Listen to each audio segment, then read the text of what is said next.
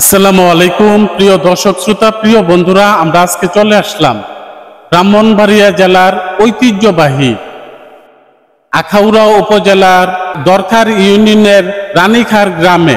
এই রানীখার গ্রামের মধ্যে প্রবীণ একজন মৎস্য খামারি রয়েছে, শেখ শরীফুল ইসলাম সাহেব।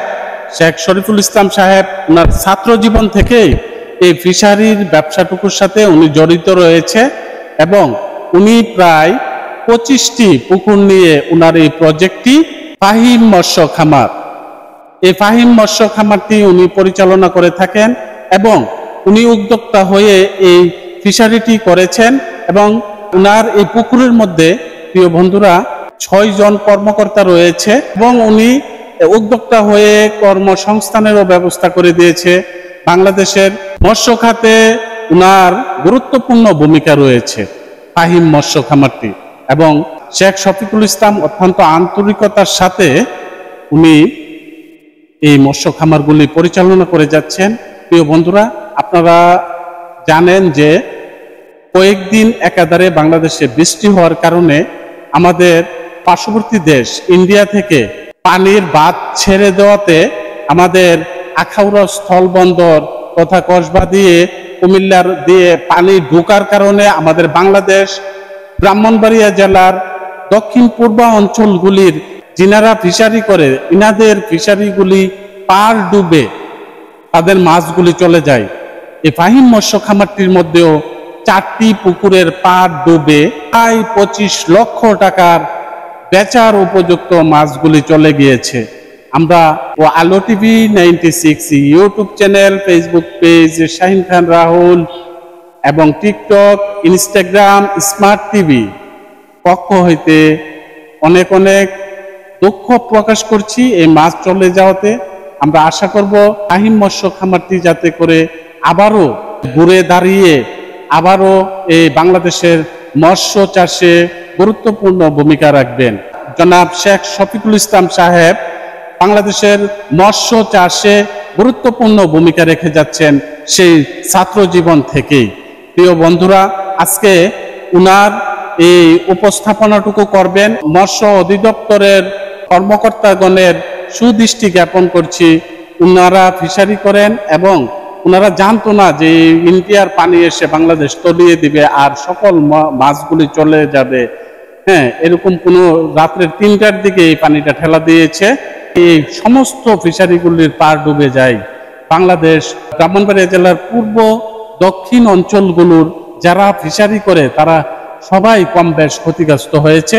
আমরা আশা করব বর্তমান সরকার এবং সংশ্লিষ্ট মৎস্য অফিসার কর্মকর্তা রয়েছেন সরকারের পক্ষ হইতে তাদের সুদৃষ্টি জ্ঞাপন করছে। এক্ষুনি জনাব শফিকুল ইসলাম সাহেব উপস্থাপন করবে, ওনার সঙ্গেই থাকছে। আসসালামু আলাইকুম, আমি শেখ শরীফুল ইসলাম, ফাহিম মৎস্য খামার প্রোপাইটার। আমি বিগত 2001 সালে এসএসসি পরীক্ষা পাস করার পর 2003 সাল থেকে মৎস্য চাষের সাথে সম্পৃক্ত।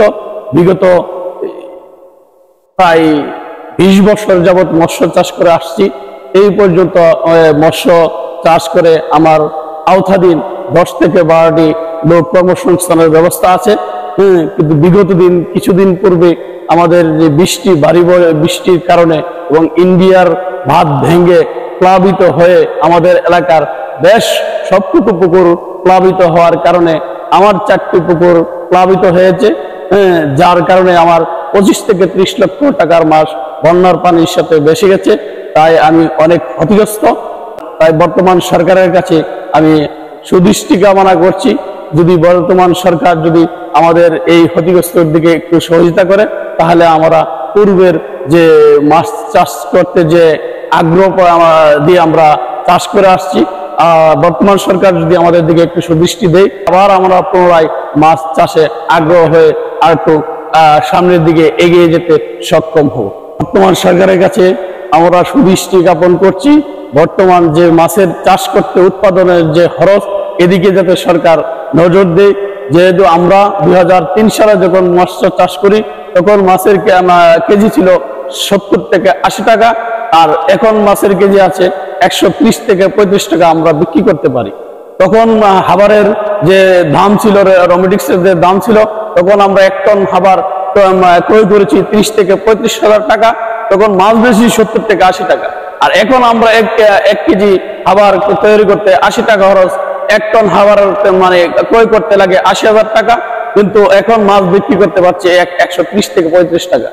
1 কেজি মাছ উৎপাদন করতে আমাদের যে ফিডটা ব্যয় হয় প্রায় 1.5 থেকে 2 কেজি ফিড আমরা ব্যয় করা লাগে মাছের এদিকে, তখন 1.5 কেজি ফিড মাছ খাওয়ালে ওই মাছটা 1 কেজি ওজন হয়, তখন 1 কেজি মাছের দাম 130 টাকা, তখন আমরা ফিডের দাম গিয়ে পৌঁছা দেয় 130 টাকার মতো। আর যত ইজারা, পোনা, কীটনাশক এভরিথিং আমরা ক্ষতিগ্রস্তের দিকে আছি, লাভবান না। হয়তো দীর্ঘদিন চাষ করতেছি বিদায়, পুঁজি ইনভেস্ট হয়েছে বিদায় আমরা এটাকে ধরে আঁকড়ে রাখছি ভবিষ্যতের দিকে তাকে।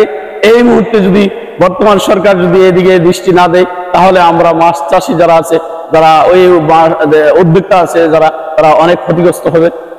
তাই বর্তমান সরকারকে সুদেখার জন্য আমরা জোর আবদার জানাচ্ছি যে এই মৎস্য হাতটি যাতে রক্ষা করে। যদি এই মৎস্য হাতটা যদি রক্ষা না করে, তাহলে বাংলাদেশের মৎস্য যে উৎপাদন আছে এটা কমে যাবে। তাই বর্তমান সরকারকে বলছি, আপনারা এই হাতটার দিকে একটু দৃষ্টি আকর্ষণ করেন। আর মৎস্য খাবারের যে রোবোটিক্সটা আছে, এটা যদি বর্তমান সরকার একটু কমিয়ে দেয়, তাহলে আমরা একটু সহযোগিতা পাবো, আমরা একটু খাবারটা একটু কম দামে ক্রয় করতে পারবো। আমরা খাবারটা কম দামে ক্রয় করতে পারলেই আমরা মৎস্য চাষটা উৎপাদন করতে আমাদের জন্য সুবিধা হবে। আমরা যদি লাভবান না হই, 1 বছর 2 বছর 3 বছর পরে আমরা আস্তে আস্তে অটোমেটিকই আমরা নিচের দিকে নেমে আসবো। আর আমরা মৎস্য চাষি যারা আছে, আমরা যদি দেশের মাছ উৎপাদন করতে না পারি, সরকারের এই মৎস্য হাতে ঘাটতি আসবে। তাই বর্তমান সরকারকে আমরা জোর দৃষ্টি আকর্ষণ করছি এই মৎস্য হাতের দিকে যাতে বর্তমান সরকার একটু নজর দিই। আমরা প্রতি বছর পাঙ্কাশ, তেলাপিয়া 400 থেকে 500 টন মাছ আমরা বাংলাদেশের বিভিন্ন জায়গায় উৎপাদন করে বিক্রি করি। এমন আমার মতো যদি 10 জন চাষি উৎপাদন বন্ধ করে দেয়, তাহলে সাধারণ পাবলিক এই মাছ খাবার সামর্থ্য থাকবে না, তখন 1 কেজি মাছের দাম চলে যাবে 300 টাকা। এই হিসাব করে বর্তমান সরকারকে এই সাধারণ জনগণের সুবিধার্থে এই মৎস্য হাতের দিকে যাতে একটু আমরা মিশ্র চাষ করি, রুই, কাতলা, বোয়াল, রুই, কাতলা, মিকে, ঘাসকাপ, কার্পু, তেলাপিয়া, পাঙ্কাশ, বিভিন্ন মিশ্র প্রজাতি আমরা মাছ, দেশি জাতীয় মাছ উৎপাদন চাষ করি। আমরা এগুলো এই মাছগুলোর খৈলবুসি আংশিক এবং মাছের যে ফিড বিভিন্ন কোম্পানিতে আমরা সংগ্রহ করি।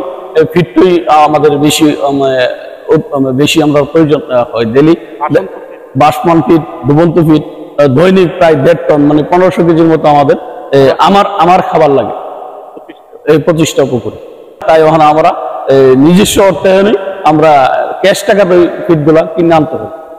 আমার এই 4টি পুষ্করিণী প্লাবিত হয়ে প্রায় 25 থেকে 30 লক্ষ টাকার মাছ পানিতে ভেসে যাচ্ছে। যদি বর্তমান সরকার যদি এই ক্ষতিপূরণ কিছুটা আমাদেরকে দেয়, তাহলে আমরা উপকৃত হব।